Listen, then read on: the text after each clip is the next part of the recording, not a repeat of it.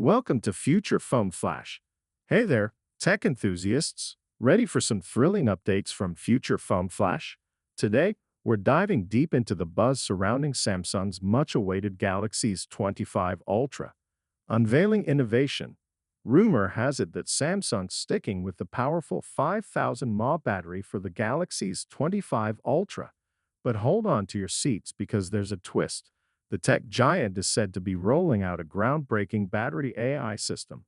This upgrade is all about boosting battery life and performance, promising a 5 to 10% enhancement without compromising your phone's capabilities. How it's changing the game.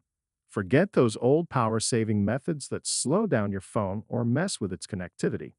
Battery AI is here to save the day by managing background operations smartly, giving you longer battery life without any performance hiccups or 5G woes.